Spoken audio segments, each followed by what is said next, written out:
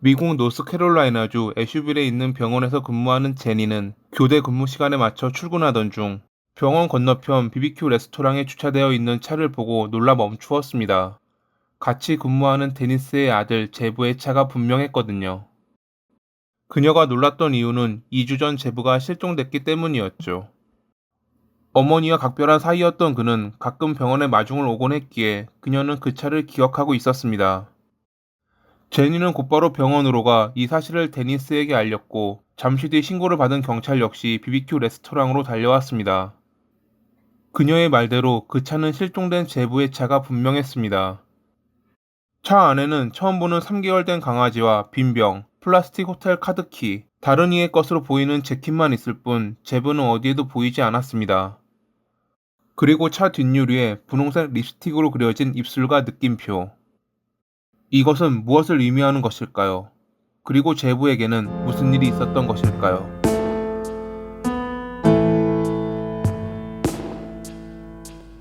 1981년 5월에 노스캐롤라이나주 애슈빌의 화목한 집안에서 태어난 제부는 어머니에게 걱정 한번 끼친 적 없는 착한 아들이었습니다. 친구들과 그리 잘 어울리지는 못했지만 나쁜 길로 새지 않았고 평범하고 조용하게 학교 생활을 즐겼죠. 예비역 장교 훈련단에 들어가 사회성을 기르며 자기의 단점을 극복하는 데 힘을 기울였던 제부. 고등학교를 졸업한 뒤 그는 인근 기술대학교에 등록하고 월마트에서 아르바이트하며 열심히 살았습니다. 그러던 어느 날 그는 친구에게 미스티라는 이름의 아름다운 여성을 만났다고 말합니다. 미소가 너무 아름답다며 입에 침이 마르도록 칭찬하는 그의 모습에 친구는 그가 사랑에 빠졌다는 것을 알게 됐죠. 제부와 미스티는 만난 지 얼마 안 됐지만 금방 가까워졌고 그는 매일 그녀와 통화하는 것만 기다릴 정도로 그녀에게 빠졌습니다. 그러던 어느 날 그녀는 자기에게 남자친구와 아이가 있다고 고백합니다. 제부는 지금까지 일종의 썸 관계라고 생각했는데 그녀가 남자친구의 아이까지 있다고 말하자 충격받았습니다. 보통은 이럴 경우 관계는 끝나기 마련인데 제부는 그녀를 포기하기 싫었나 봅니다. 그녀가 폭력적인 남자친구와 헤어지고 싶지만 무섭다고 말했기에 사랑과 연민의 감정이 들어 그랬을지도 모릅니다. 어느 날 그는 갑자기 그녀의 집을 찾아갔고 거기서 그녀의 남자친구인 웨슬리를 만났습니다. 당시 그들 사이에서 무슨 일이 있었는지는 알 수 없지만 며칠 뒤 그는 사정을 알고 있는 친구에게 웨슬리가 무서운 사람이라고 말했다고 합니다. 지인들은 모두 미스티와의 관계를 끊고 엮이지 말라 했지만 이미 사랑에 빠져버린 그를 막지는 못했습니다. 그는 웨슬리 몰래 발신 번호를 표시하지 않는 방법으로 미스티와 통화했는데 그러던 어느 날 실수로 그냥 전화를 걸었고 하필이면 그걸 또 웨슬리가 받았습니다.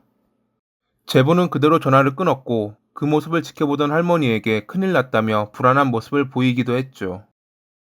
그럼에도 그는 나쁜 남자친구에게서 그녀를 구해줘야 한다는 생각을 가진 것인지 이러한 위험한 관계를 유지했습니다. 그리고 2000년 1월 2일 제부는 실종됐죠.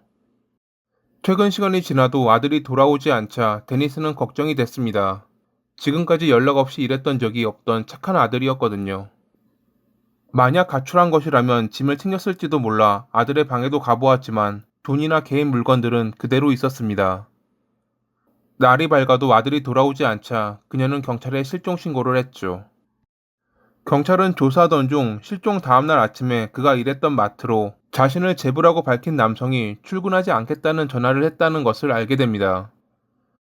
전화를 받았던 직원은 2년 동안 제부와 함께 일했던 동료로 그녀는 그의 목소리가 아니었다고 경찰에게 알렸습니다.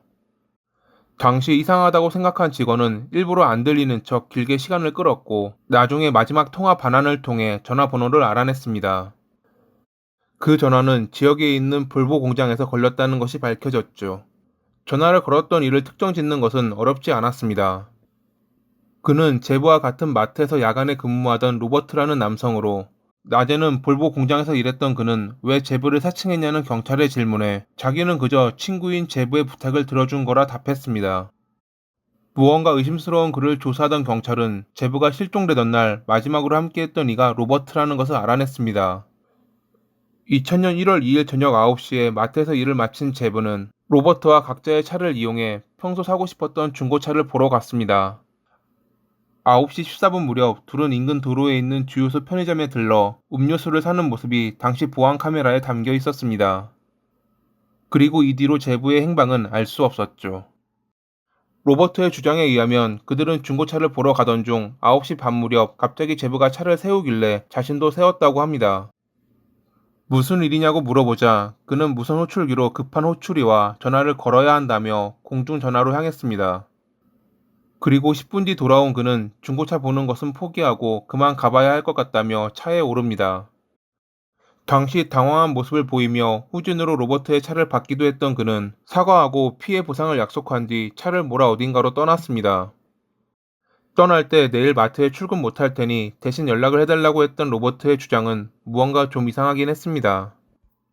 조사를 진행하던 경찰은 그의 다른 직장인 볼보 공장을 찾았고 1월 3일 오전에 그가 지각했다는 이야기를 듣게 됩니다. 당시 그는 출근 중 사고를 당해 머리에 상처를 입고 갈비뼈에 금이가 병원에서 치료받느라 늦었다고 합니다. 병원에 확인해 보니 그가 다쳤다는 것은 사실로 드러났습니다. 즉 그는 몇 시간 만에 두 번의 자동차 사고를 당했다는 것인데 이상하게 그의 차에 움푹 팬 자국은 한 개만 남아 있었습니다. 게다가 1월 3일 오전 인근 지역 어디에서도 사고 신고는 접수되지 않았습니다. 갈비뼈에 금이 갈 정도면 어느 정도 규모가 있던 사고였을 텐데 말이죠. 여러 의심스러운 정황이 있었지만 자기는 아무것도 모른다는 그의 주장에 경찰은 우선 그에게 얻은 정보를 토대로 다른 조사를 이어갔습니다. 로버트의 증언 중 확인할 수 있는 것부터 조사하던 경찰은 1월 2일 저녁 9시 반 무렵 제부가 받은 무선 호출에 주목했습니다. 전화가 걸려왔던 곳은 제부의 고모인 이나의 집이었습니다.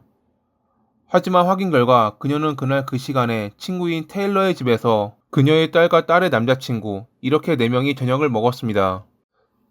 그렇다면 누가 몰래 그녀의 집에 들어가 전화를 사용해 제부에게 무선 호출을 했던 것일까요?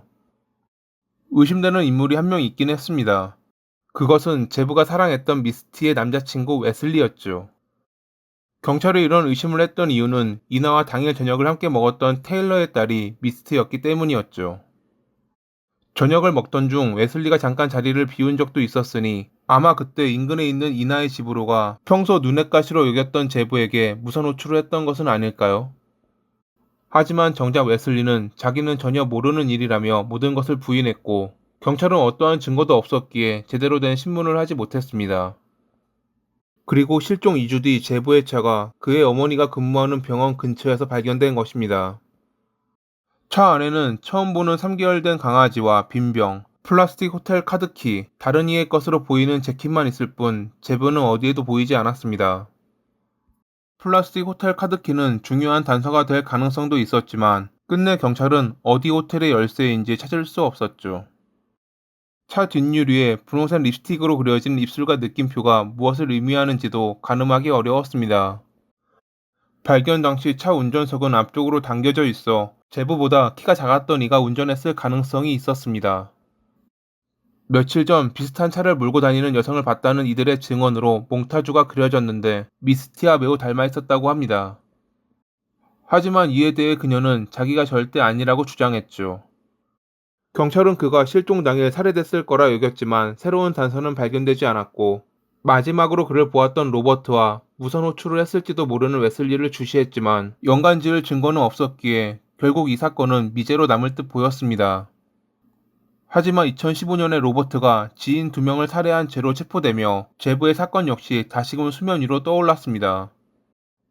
로버트는 자신이 무죄라며 지인 2명의 죽음이 불행한 사고였다고 주장했는데 그의 말에 따르면 2015년 3월 10일에 귀가 중 지인인 JT와 그의 아내 크리스티가 곤란해하는 것을 발견해 돕던 중 사고가 났다고 합니다.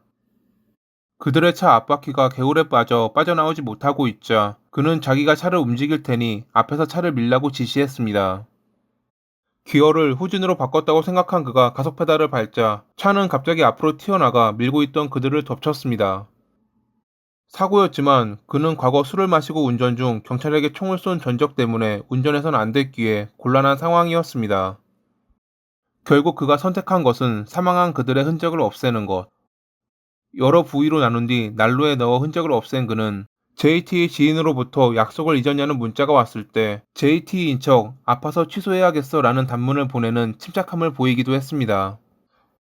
하지만 그는 그들의 물건을 다른 지역 쓰레기통에 버리던 중 행동을 수상하게 여긴 주민의 신고로 덜미가 잡히며 체포됐죠.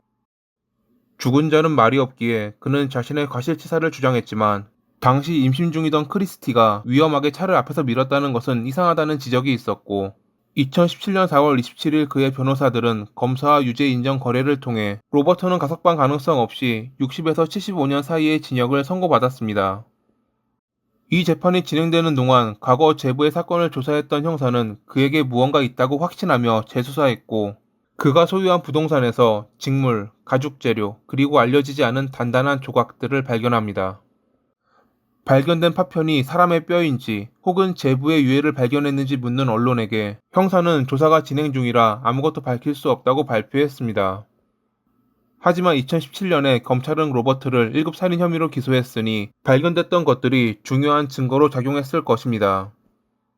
여러 이유로 연기됐던 재판이었지만 2022년 7월 25일에 그는 제부의 죽음에 대해 자기가 일부 연관됐다고 인정했습니다. 그의 주장에 따르면 중고차를 보러 가던 그날 제부가 미스티에게 호출받는 바람에 잠시 함께 인근 숲으로 갔는데 그들을 맞이했던 이는 제부의 삼촌인 월터였습니다. 제부를 보자마자 총을 발사한 삼촌에게 그는 왜 그러냐고 물었고 미스티의 남자친구인 웨슬리가 히트맨으로 삼촌을 고용했다는 것을 알게 됐죠.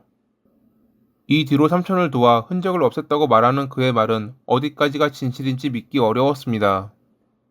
형사는 그가 범인으로 지목한 월터를 찾으려 했지만 이미 그는 2017년에 사망한 상태. 더 이상 증명할 방법은 없었고 그렇기에 미스티와 웨슬리 역시 신문을 위해 소환하기에는 증거가 부족한 애매한 상황이었습니다. 결국 검찰은 로버트만 기소했고 재판부는 그에게 12년 6개월에서 15년 9개월의 징역을 선고했습니다. 이 재판 결과로 제부는 살해됐다는 것이 법적으로 인정됐다고 합니다. 아마 죽기 전까지는 절대 감옥을 벗어나지 못할 것으로 보이는 로버트. 만약 아직 밝혀지지 않은 진실이 있다면 지옥으로 가기 전 꼭 털어놓고 가기를 바라며 이만 마칩니다. 오늘도 시청해주셔서 감사합니다.